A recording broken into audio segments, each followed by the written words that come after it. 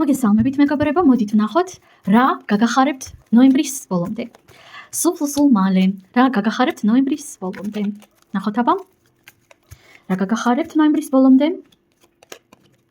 გარკვეული ემოციური კრიზისიდან გამოსვლა გაგახარებთ. მეგობრებო, თასების რვიანი ხშირად ინტერპრეტდება როგორც რაღაც ნეგატიური, მაგრამ პირიქით მე ამ რკანს ვუყურებ როგორც უფრო მეტად პოზიტიურ მარტოობას, როგორც ისეთ მარტოობას, სადაც ჩვენ საკუთარ თავს შევისწავლით, ხო? მაგრამ კონკრეტულად ამ შემთხვევაში ვხედავ იმას, რომ ამ სასიამოვნო მარტოობასთან თვით შესწავლასთან ერთად თქვენ შესაძლოა ზედმეტად ბევრ მარტოობას განიცდიდით, ზედმეტად ბევრ კრიზისს განიცდიდით, ხო? და ზუსტად ამ რაღაც ნეგატიური ემოციებიდან შეძლებთ რომ გამოხვიდეთ. აქ თქვენს რეალობაში მოდის უფრო მეტი შემოქმედებითი ენერგიები, უფრო მეტი მუზა, უფრო მეტი мотивация თქვენ საქმიანობაში.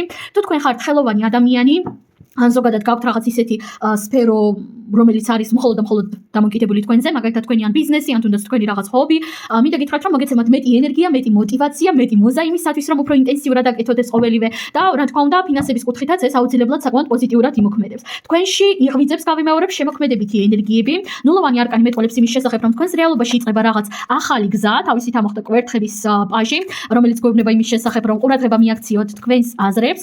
დავამატოთ კიდევ არკანები და ვნახოთ რა გაგახარებთ ნოემბრის ბოლომდე.